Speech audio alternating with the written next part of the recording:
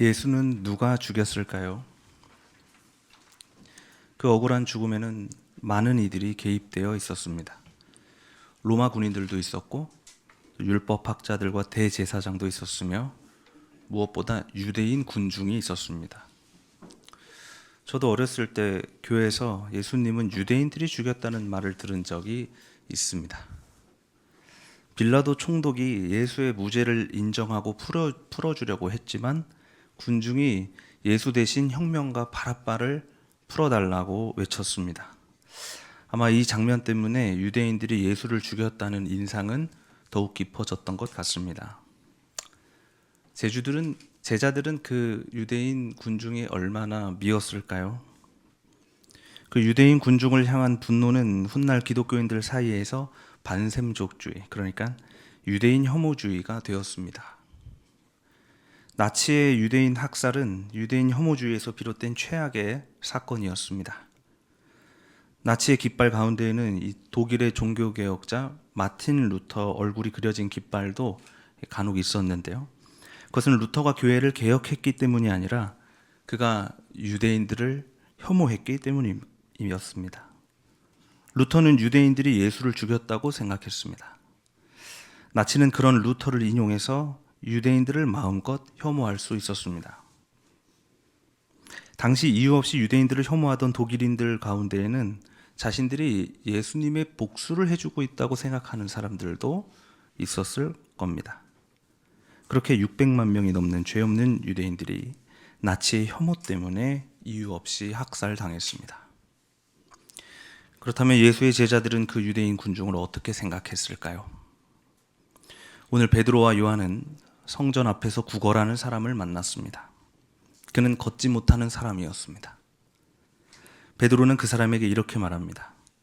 당신에게 베풀 수 있는 은과 금은 내게 없으나 내게 있는 것을 그대에게 주오니 나사렛 예수 그리스도의 이름으로 일어나 걸으시오.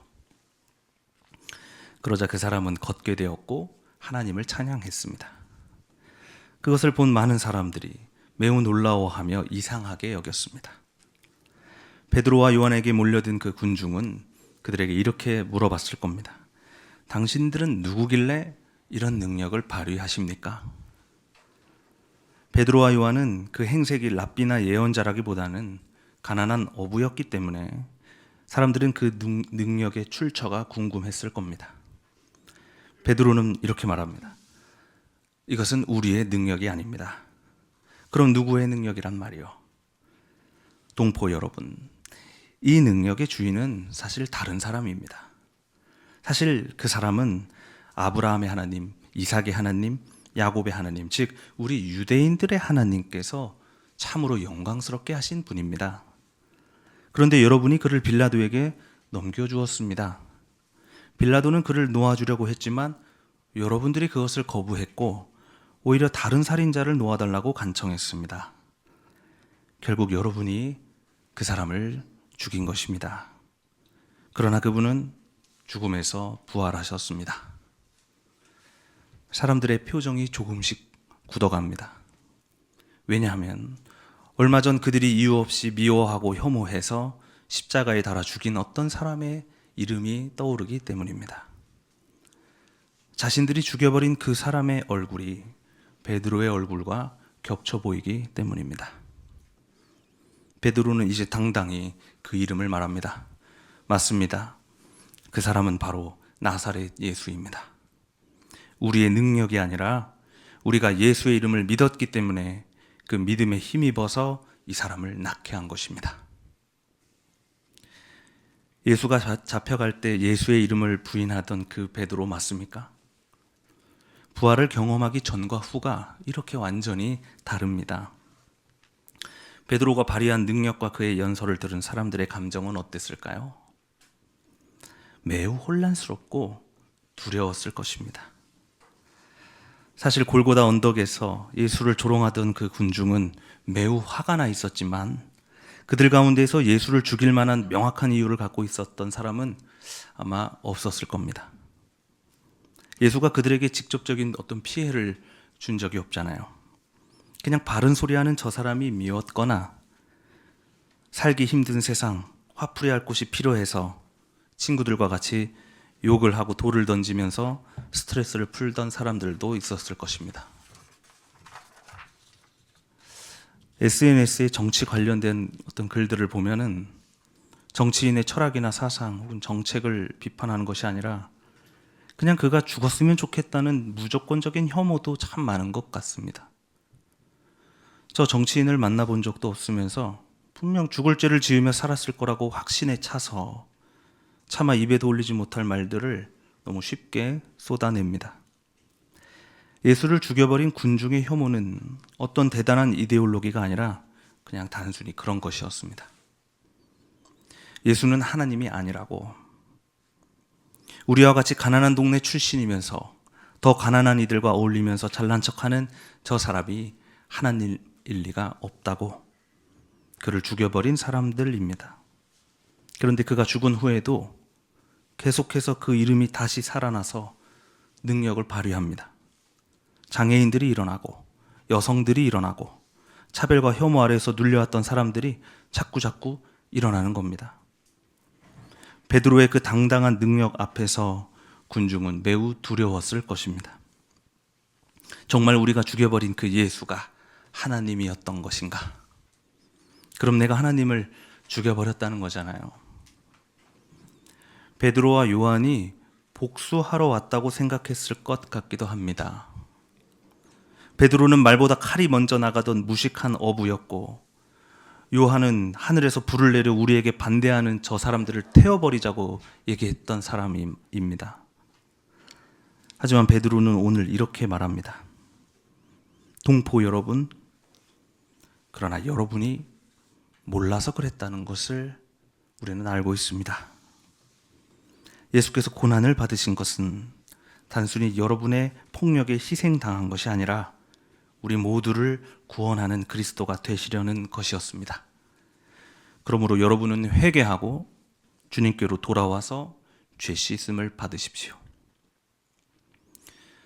베드로는 능력을 복수하는 데 사용하지 않고 그들의 죄를 밝히고 회개를 일으키고 그들을 용서하는 데 사용합니다.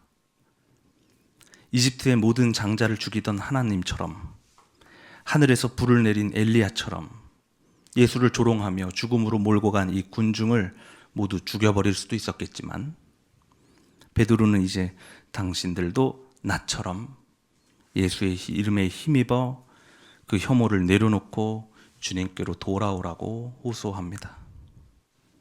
그로 인해 거기 있었던 수많은 사람들, 5천 명이 넘는 사람들이 혐오를 내려놓고 부활의 삶을 살기로 다짐했습니다. 이 부활의 능력은 하늘에서 불을 내리는 능력보다 가히 놀라운 능력이 아닐 수 없습니다. 오늘 함께 이 일을 행했던 요한도 그의 편지에서 이렇게 말합니다. 여러분, 하나님께서 우리에게 얼마나 큰 사랑을 베푸셨는지를 생각해 보세요. 우리는 모두 하나님의 자녀입니다. 세상이 우리를 사탄의 자녀라고 할지라도 우리는 하나님의 자녀입니다. 세상의 혐오가 우리에게 죄를 짓더라도 우리는 세상에게 죄를 짓지 맙시다. 그리스도는 또 다른 죄를 짓기 위해서가 아니라 이 죄를 없애려고 나타나셨습니다. 그러므로 그리스도 안에 머무는 사람은 누구든지 죄를 짓지 않습니다. 이 부활을 경험한 제자들은 사실 복수는 복수만 나을 뿐 폭력의 굴레를 끊을 수 없다는 것을 깨달았습니다. 그러므로 세상이 혐오를 가지고 우리를 공격할지라도 우리가 똑같이 그들을 혐오한다면 결국 구원을 볼 수는 없으리라 생각한 것입니다. 더러운 전투 뒤에 억울한 죽음만 남겠죠. 나치가 유대인을 학살했듯이요. 예수의 제자들이 오늘 사랑과 용서의 힘으로 5천 명의 혐오 세력을 회개시키고 그 대신 5천 명의 그리스도인을 얻어냈다는 것을 오늘 우리는 기억합시다. 부활은 악인들의 피로 증언되는 것이 아니라 그 악인들을 향한 용서와 회개로 증언되는 것입니다. 오늘 복음서를 보니까 이 부활하신 예수께서 제자들과 물고기를 구워 먹으면서 이렇게 말씀하셨습니다. 얘들아, 우리가 보는 성경은 이렇게 말하고 있어. 그리스도는 고난을 겪고 죽은 사람들 가운데서 살아날 것이며 그의 이름으로 죄사함을 받게 하는 회개가 모든 민족에게 전파될 것이다. 난 너희가 이 일의 증인이 되었으면 좋겠어. 베드로와 요한은 오늘 성전 앞에서 벌였던 이 일로 말미암아 제대로 부활의 증인이 되었습니다. 예수께서 아주 뿌듯해 하셨을 것 같습니다. 저는 오늘 이 말씀을 묵상하면서 지난 10년 동안의 세월호 운동에 대해 생각해 봅니다. 가족들과 수많은 연대인들은 많은 날들을 거리에서 보냈고 삭발도 하고 단식도 하고 할 수 있는 것은 다 했던 것 같습니다. 그 노력에 공명하듯 정말 많은 사람들이 세월호를 기억하겠다고 약속하며 광장으로 나왔습니다. 무능한 대통령을 탄핵했습니다. 10년 동안 함께 흘렸던 눈물과 땀방울이 정말 많습니다. 그런데 이 운동은 단순히 세월호 희생자들에 대한 복수는 아니었습니다.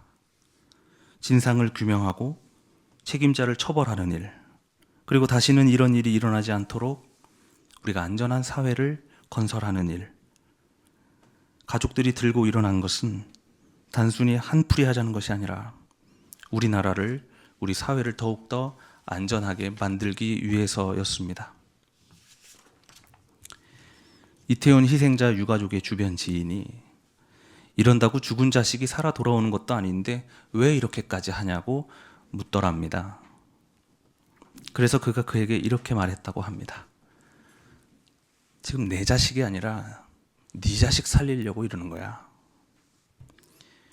세월호와 스텔라 데이지오, 이태원 희생자 유가족들은 지금 이런 마음으로 투쟁하고 있는 것입니다. 단순히 과거에 얽매이는 것이 아니라 더욱 안전한 미래를 만들기 위해서 투쟁하고 있는 것입니다. 그런데 국가는 어떠합니까? 같이 안전한 사회를 만들어 보자는 것이 아니라 오히려 세월호에 정치 공작이 들어갔다는 혐오를 풀었습니다. KBS는 이미 제작한 세월호 10주기 다큐멘터리를 방송에 나가지도 못하게 했습니다. 안산에서 오랜 시간 기억의 터가 되어 주었던 생명안전공원은 아직 첫 삽도 뜨지 못했습니다. 서울시의 세월호 기억 공간은 점점 밀려나고 축소되었습니다. 그리고 참사는 다시 반복되었습니다. 책임 있는 자들이 용서를 빌고 안전한 사회를 만들기 위해 같이 노력해도 모자랄 판에 권력은 사건 은폐와 책임 회피, 희생자 혐오만 반복하고 있으니 이곳에서 우리가 무엇을 더 할 수 있겠습니까? 권력은 세월호의 흔적이 지워지길 바라겠지만 그렇다고 우리의 기억을 다 지울 수는 없을 겁니다. 아무리 많은 사람을 쓰러뜨리더라도 사람들은 계속해서 일어날 것입니다. 예수가 죽었지만 베드로와 요한이 일어났고 오늘 5,000명이 넘는 사람들이 회개하고 일어났습니다. 예수의 이름에 힘입어 일어나는 사람들이 2000년이 넘도록 계속 등장하고 있습니다. 이것이 바로 부활의 능력입니다.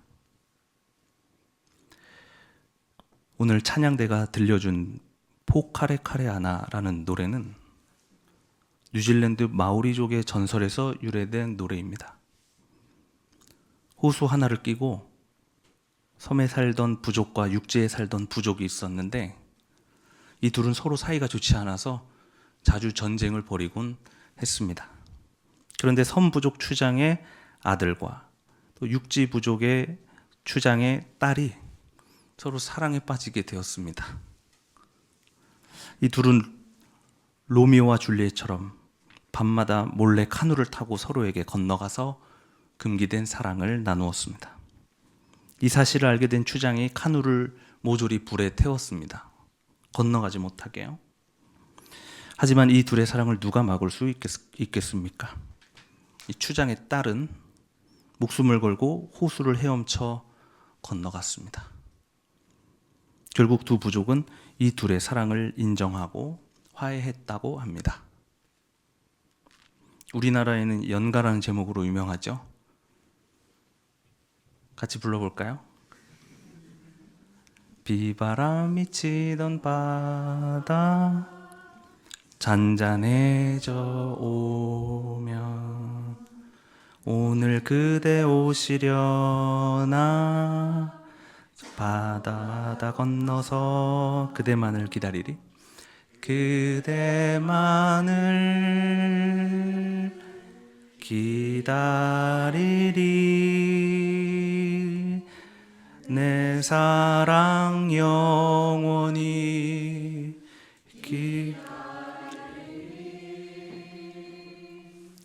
그대만을 기다리리 내 사랑 영원히 기다리리. 사랑하는 교우 여러분, 넓은 바다를 건너서 커다란 배도 건져 올리는 사랑, 제가 세월호 가족들에게 배운 사랑입니다.